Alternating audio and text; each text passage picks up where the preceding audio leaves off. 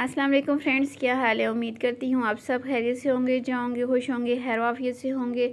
तो आज की ये वीडियो बहुत ही स्पेशल है, बहुत ही इम्पॉर्टेंट है, क्योंकि इसमें आपको बहुत कुछ सीखने को मिलेगा, स्पेशली माओ के लिए और वो बिगनर्स के लिए जिनको स्टिचिंग का बहुत ही ज़्यादा शौक़ है, जिनके पास इस तरह के छोटे छोटे से पीसेस मौजूद होते हैं और वो उनके को नए नए आइडियाज़ चाहिए होते हैं। तो इस वीडियो में मैं आपको बहुत ही ज़बरदस्त सा एक बिल्कुल नया सा आइडिया दूंगी। अगर आपके पास भी इस तरह के छोटे छोटे से पीसेस पड़े हुए हों जो कि बिल्कुल भी समझ ना आ रही हो कि इसके साथ हम किस तरीके से डिज़ाइनिंग करें, तो ज़रूर आप इस वीडियो को एंड तक देखिएगा। साथ में मेरे पास ये एक पीस है, ये फैंसी मेरे पास पीस है। ये बेसिकली मेरे पास दुपट्टा था जिसके साथ मैंने इससे पहले एक फ़्रॉक डिज़ाइन आपके साथ शेयर किया हुआ है और ये छोटा सा पीस बच गया था। इसके साथ मैंने कुछ भी नहीं करना, सिर्फ इसके साथ मैं डिज़ाइनिंग करूँगी। इस पीस के साथ डिज़ाइनिंग भी इस हिसाब से करूँगी कि जो मैं पीस डालूँगी छोटे छोटे से वो उसके नीचे छुप जाएँ और बिल्कुल भी आइडिया ना हो कि हमने बहुत सारे अपनी फ्रॉक के अंदर पीसेस डाले हुए हैं। तो सबसे पहले मैं इन पीसेस को रेगुलर शेप में कर रही हूँ, बहुत ज़्यादा इरेगुलर शेप में।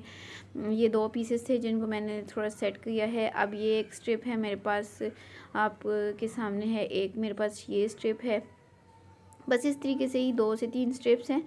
अगर यहाँ पे 4 स्ट्रिप्स होती तब भी मैं कुछ जो है लंबाइयाँ कंप्लीट कर लेती, लेकिन ये स्ट्रिप दूसरी वाली भी इसके बराबर नहीं आ रही। अब ये वाला जो पीस है इसको मैं सेट करती हूँ इसके साथ। इसको भी यहाँ से सेटिंग करके तो एक्स्ट्रा फैब्रिक की यहाँ से कटिंग करूँगी, बिल्कुल सीधा इसको सीक्वेंस में कर लूँगी।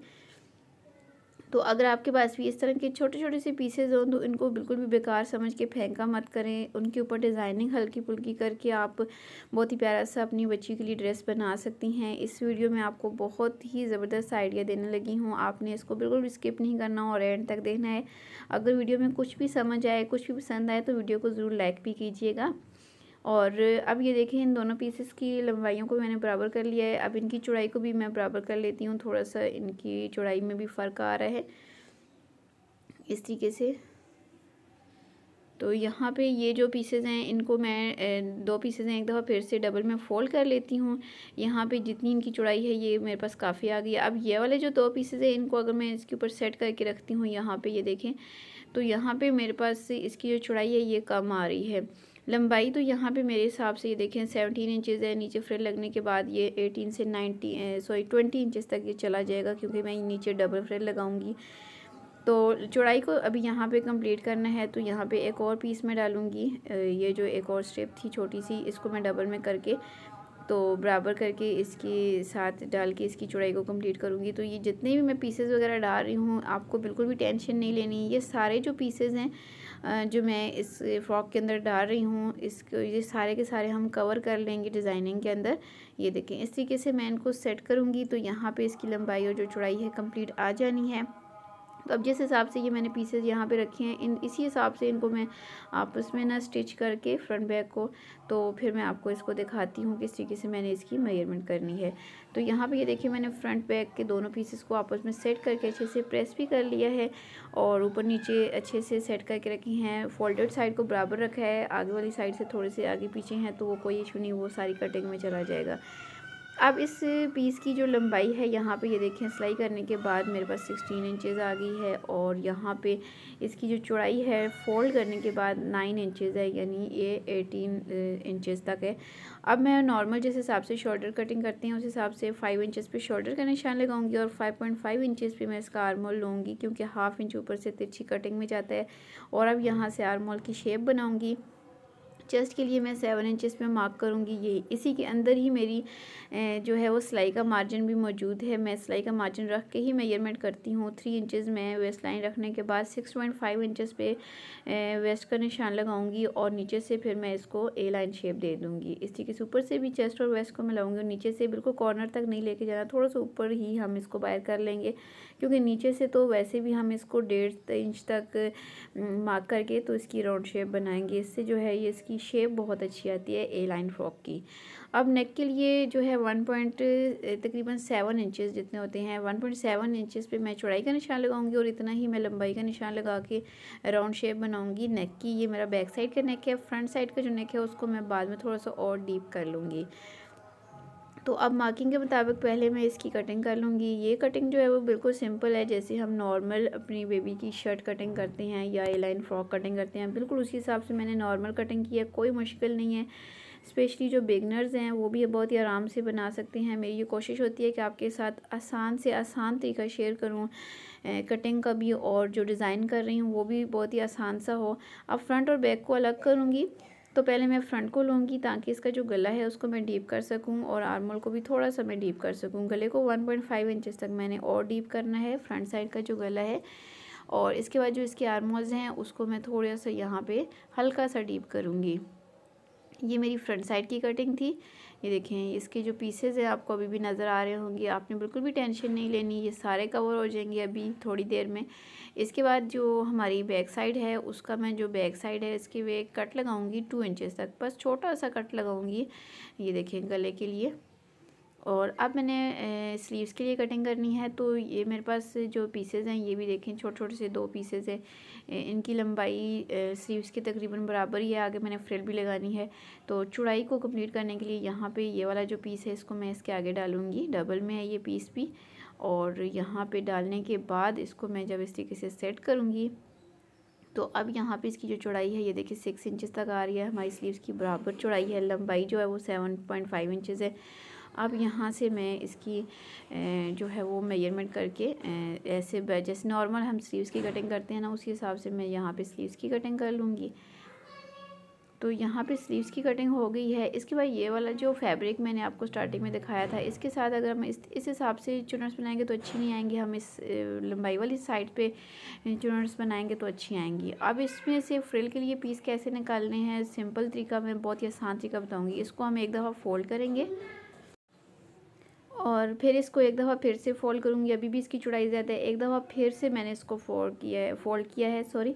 और अब इसकी जो चौड़ाई है 4 इंचेस पे आ रही है। तो अब यहीं से इसकी मैं लंबी लंबी पट्टियाँ कट करूँगी। ये देखिए मैंने सारी की सारी पट्टियाँ कट की हैं। इन सारी पट्टियों को एक साइड से बारीक फोल्ड करूँगी। फोल्ड करने के बाद इन सारी पट्टियों को आपस में स्टिच करूँगी। पहले इनकी लंबाई एक कर लूँगी सबको बराबर, और फिर इनके अंदर छोटी छोटी सी मैं चुनर्स बना के फ्रिल तैयार करूँगी। तो फ्रिल यहाँ पे मैंने तैयार कर ली है। ये देखिए काफ़ी लंबी सी मेरे पास फ्रिल तैयार हो गई है। अब इसी फ्रिल को हमने यूज़ करना है किस हिसाब से, तो चलें मैं आपको अभी बताती हूँ मैंने इस फ्रिल के साथ क्या इसके साथ ऊपर डिज़ाइनिंग करनी है। तो यहाँ पे सबसे पहले मैं फ्रंट साइड को लूँगी। तो फ्रंट साइड को लेने के बाद पहले तो मैंने इसके ऊपर वाले हिस्से में डिज़ाइनिंग करनी है, नीचे भी हमने करनी है, लेकिन मैं पहले ऊपर वाले हिस्से को कवर करूँगी। तो ये जो हमारा जोड़ आ रहा है, इस जोड़ से हाफ इंच नीचे रख के मैं इसकी मेजरमेंट करूँगी और इससे ऊपर 2.5 इंच पे यानी 2.5 इंचेस पे निशान लगाऊँगी। ये देखें, और ये मेरी लंबाई का निशान था। ये देखें, अभी फिर से बता दूं 2.5 इंचेस में मार्क इसलिए किया है क्योंकि जो फ्रिल है वो 3 इंचेस की है, थोड़ी सी इसके नीचे तक चली जाएगी।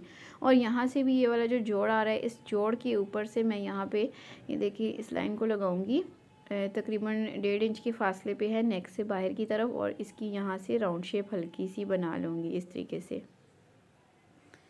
तो कुछ इस तरीके से मैंने ये शेप बनाई है। इसी शेप को इसकी दूसरी साइड पे भी ले जाने के लिए मैं इसको यहाँ पे फोल्ड करूँगी डबल में, और हाथ की मदद से हल्का सा दबाऊँगी तो दूसरी साइड पे भी ये निशान चला जाएगा। ये देखिए आपको नज़र आ रहा होगा, हल्का सा ये गया है, इसको मैं डार्क कर लूँगी। और अब इसके ऊपर मैंने फ्रिल तैयार की है वो लगानी है। तो यहाँ पे रख के मैं किस तरीके से लगाऊंगी, ये देखिए यहाँ पे ये फ्रिल लगेगी जब, तो ये देखिए नीचे वाला जो जोड़ है हमारा वो भी इसके नीचे दब जाएगा, साइड वाला जो जोड़ है वो भी सारा इसके नीचे कवर हो जाएगा। तो इसको रख के पहले इस तरीके से उल्टा रख के बाहर वाली साइड पे यहाँ पे सिलाई लगाऊंगी इस तरीके से, और फिर ये वाली सिलाई लगाने के बाद इसको मैं सीधी साइड पे पलटूंगी और इसके टॉप पे एक स्टिच लगा लूँगी, अच्छे से ये बैठ जाएगी। ये देखिए मैंने गले पे फ्रिल लगा ली है ऊपर वाले हिस्से पे। अब ये जो नीचे वाला हिस्सा है यहाँ पे पहले मैंने बॉटम साइड से 2.5 इंच पे यानी 2.5 इंचेस के फासले पे एक निशान लगाऊंगी इस तरीके से पूरी राउंड शेप में, यानी पूरा जो मेरा घेरा है उस पूरे घेरे के ऊपर मैं 2.5 इंचेस के हिसाब से ये देखें पॉइंट्स लगाऊंगी, और इन पॉइंट्स को मिलाते हुए यहाँ पे लाइन ड्रॉ कर लूँगी।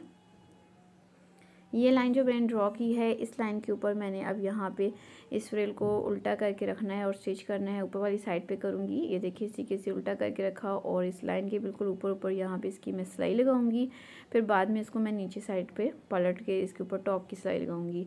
ये फ्रिल यहाँ पे लगाने के बाद इसका जो नीचे वाला हिस्सा है, यहाँ पे भी मैं ये फ्रिल लगाऊंगी बिल्कुल किनारे पे इस तरीके से, और फिर इसको भी नीचे साइड वाली साइड पे पलट लूँगी। इस तरीके से करने के बाद जो इसकी बैक साइड है, उसके भी नीचे वाला जो घेरा है, उसके ऊपर मैंने यही वाली फ्रिल लगानी है। जैसे मैं फ्रंट साइड के बॉटम पे लगाऊंगी, ऐसे ही बैक साइड के बॉटम पे। फ्रंट पे साइड पे मैं 2 फ्रिल लगाऊंगी और बैक पे सिर्फ 1 लगाऊंगी। और ये देखिए, यहाँ पे मैंने दोनों फ्रिल्स लगा ली हैं। इससे ये होगा कि ये इसकी जो लंबाई है ये भी इंक्रीज़ हो गई है। बैक पे भी मैंने फ्रिल लगा ली है। तो बाकी की अब जो इसकी सिलाई है वो तो बिल्कुल नॉर्मल है। आई होप आप ज़रूर आसानी से कर लेंगे। सिंपल इसके गले के नीचे मैं और पट्टी लगाऊंगी। स्लीव शोल्डर लगाते वक्त यहाँ पे फ्रिल को थोड़ा सा अंदर की तरफ कर लूँगी, शोल्डर की सिलाई लगाऊंगी और स्लीव्स को साथ अटैच करके इसकी बिल्कुल सिंपल फिटिंग की सिलाई लगा लूँगी, जो कि बहुत ही आराम से आप बना लेंगे। अगर आपको यहाँ पे थोड़ी बहुत भी सिलाई आती है तो आगे आप इसकी डिज़ाइनिंग कर लेंगे। तो यहाँ पे ये देखिए, मैंने इसकी फिटिंग की सिलाई भी लगा ली है। इसका जो घेरा है माशाल्लाह से यही बहुत अच्छा लग रहा है। डबल में जब हमने फ्रिल करके लगाई है इसके ऊपर तो ये बहुत अच्छी लग रही है। इसके अलावा इसके जो गले के ऊपर हमने फ्रिल लगाई है, थोड़ी थोड़ी सी हल्की हल्की सी चुनट्स आई हैं लेकिन आ गई हैं और ये बहुत अच्छी सी लुक आ रही है। स्लीव्स के आगे जो फ्रिल बच गई थी मैंने स्लीव्स के आगे भी लगा ली है। तो बिल्कुल शॉर्ट से पीसेस थे। पीसेस को देख के बिल्कुल भी आइडिया नहीं हो रहा था मुझे खुद भी कि मैं यहाँ पे इसके साथ बहुत ही प्यारा सा फ्रॉक बना लूँगी। अब ये तैयार होने के बाद 19 इंचेस तक इसकी लंबाई इंक्रीज़ हो गई है, जो कि तकरीबन 3 से 4 साल की बच्ची की टॉप की लंबाई होती है। आप 3 से 4 साल की बच्ची को ये पहना के इसके नीचे आप जीन्स वगैरह पहना सकती हैं, टाइट पहना सकती हैं, आपकी अपनी चॉइस है।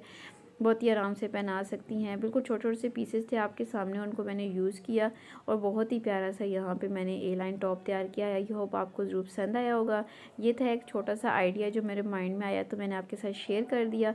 आपको ये फ्रॉक डिज़ाइन कैसा लगा है आपने मुझे कमेंट करके लाजमी बताना है। इसमें कुछ भी समझ आई हो, वीडियो की समझ आई हो, वीडियो पसंद आई हो तो वीडियो को ज़रूर लाइक कीजिएगा। अपने दोस्तों रिश्तेदारों के साथ ज़रूर शेयर किया करें।